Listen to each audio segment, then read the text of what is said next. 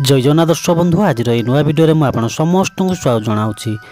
आज भिडियो में आलोचना करिया पुराण संपर्कित 15टी प्रश्न एवं तार उत्तर। प्रथम प्रश्न रही वेद प्रति ब्रह्मा केउं असुर को यज्ञ निमंते ता शरीर मागिथिले।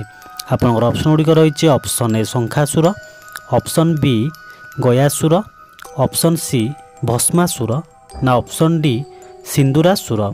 तो दर्शक बंधु आपण 5 सेकेंड समय मिल जदि सब प्रश्न उत्तर जानी ताले कमेंट बॉक्स रे उत्तर लिखतु। तेबे यार सठिक उत्तर है ऑप्शन बी गयासुर। वेदपति ब्रह्मा गयासुर को यज्ञ निमंते ता शरीर मागिथिले। परवर्ती प्रश्न हनुमानक शरीर रे कौनसी अस्त्र भेद करि पारिबो नाही ए बर किए देइथिले। आपनकर ऑप्शन गुड़िक रही option A Brahma, option B Vishnu, option C Indra ना ऑप्शन डी शिव। तो देखिए यार उत्तर कौन रही। तेबे यार सठिक उत्तर है ऑप्शन सी इंद्र। हनुमानक शरीर रे कौनसी अस्त्र भेद करि पारिबो नाही ए बर इंद्रदेव देइथिले। तो जिबा परवर्ती प्रश्न को महाभारत अनुसार अर्जुन माता पार्वती ठारू केउं युद्ध सामग्री लाभ करथिले। आपनकर ऑप्शन गुड़िक रही ऑप्शन ए कवच, ऑप्शन बी गांडीव धनु, ऑप्शन सी शब्दभेदी स्वर ना ऑप्शन डी अक्षय तृणीर।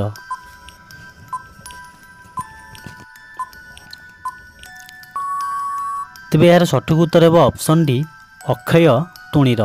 महाभारत अनुसार अर्जुन माता पार्वती ठारू अक्षय तृणीर सामग्री लाभ करथिले। परवर्ती प्रश्न परमात्मा केउं अंगरू वैश्य माने जात हेले। आपनकर ऑप्शन गुड़िक रही ऑप्शन ए जंघ, ऑप्शन बी उदर, ऑप्शन सी आंठू ना ऑप्शन डी कटी।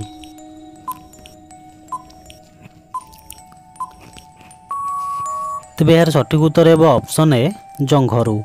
परमात्मा जंघरू वैश्य माने जात होइतिले। परवर्ती प्रश्न महाभारत वर्णना अनुसार अर्जुन काहाठारू पाशुपत अस्त्र प्राप्त होइतिले। ऑप्शन गुड़िक रही option A Brahma, option B Vishnu, option C Indra ना ऑप्शन डी शिव।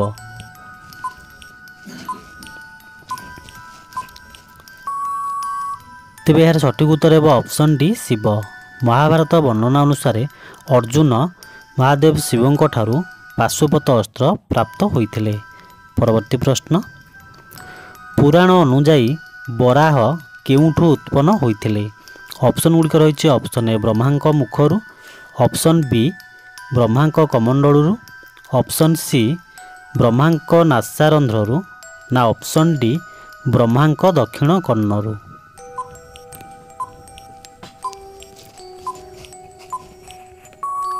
तेबे यार सठिक उत्तर है ऑप्शन सी ब्रह्मांक नासारंध्ररू।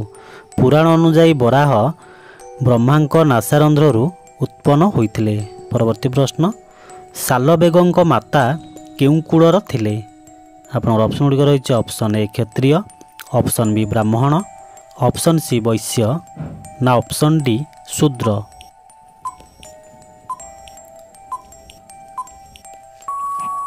तेबे यार सठिक उत्तर है ऑप्शन बी ब्राह्मण। सालबेगंक माता ब्राह्मण कुलर थिले। परवर्ती प्रश्न बंशीवट केउठी रही। आपनकर ऑप्शन गुड़िक रही option A Vrindavan, option B Mathura, option C Gopapur ना ऑप्शन डी अमरावती।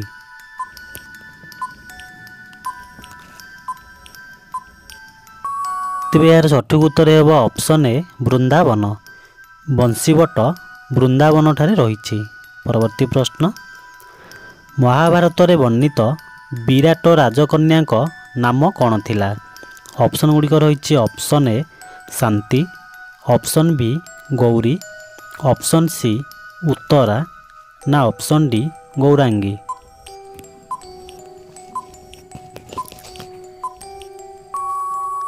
तेबे यार सठिक उत्तर है ऑप्शन सी उत्तरा। महाभारत रे वर्णित विराट राजकन्या नाम उत्तरा थिला। परवर्ती प्रश्न परशुराम केते थर पृथ्वी को परिक्रमा करी निक्षेत्रीय करथिले। ऑप्शन ए 18 थर, ऑप्शन बी 21 थर, ଅପସନ୍ ସି 17 ଥର ନା ଅପସନ୍ ଡି 23 ଥର।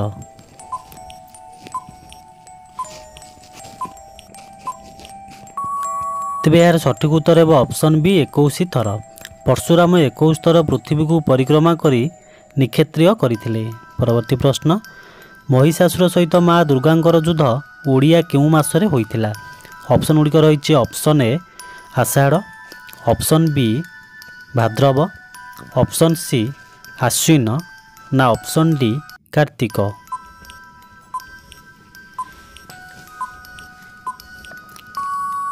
ତେବେ ଏହାର ସଠିକ୍ ଉତ୍ତର ହେବ ଅପସନ୍ ସି ଆଶ୍ୱିନ। ମହିଷାସୁର ସହିତ ମା ଦୁର୍ଗାଙ୍କର ଯୁଦ୍ଧ ଓଡ଼ିଆ ଆଶ୍ୱିନ ମାସରେ ହୋଇଥିଲା। ପରବର୍ତ୍ତୀ ପ୍ରଶ୍ନ, ଗୌତମ ବୁଦ୍ଧ କେଉଁ ପରିବାରରେ ଜନ୍ମଗ୍ରହଣ କରିଥିଲେ? ଅପସନ୍ ଗୁଡ଼ିକ ରହିଛି ଅପସନ୍ ଏ ହିନ୍ଦୁ, ଅପସନ୍ ବି ବୌଦ୍ଧ, ଅପସନ୍ ସି ମୁସଲମାନ ନା ଅପସନ୍ ଡି ଖ୍ରୀଷ୍ଟିଆନ।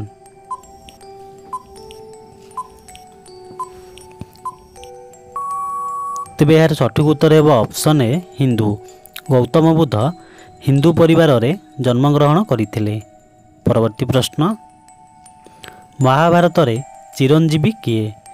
ଅପସନ୍ ଗୁଡ଼ିକ ରହିଛି option A Bhishma, option B Arjun, option C Bhim ନା ଅପସନ୍ ଡି ଅଶ୍ୱତ୍ଥାମା।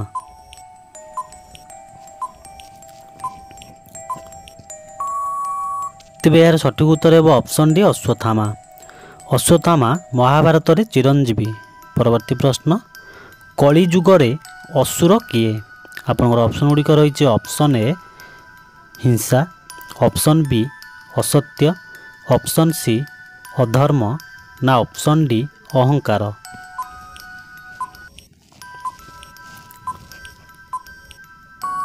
ତେବେ ଏହାର ସଠିକ୍ ଉତ୍ତର ହେବ ଅପସନ୍ ଡି ଅହଙ୍କାର। କଳି ଯୁଗରେ ଅସୁର ହେଉଛି ଅହଙ୍କାର।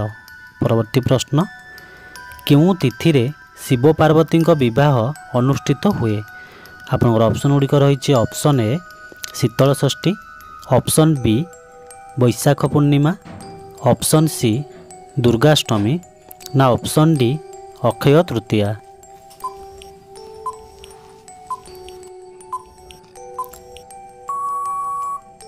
ତେବେ ଏହାର ସଠିକ୍ ଉତ୍ତର ହେବ ଅପସନ୍ ଏ ଶୀତଳ ଷଷ୍ଠୀ।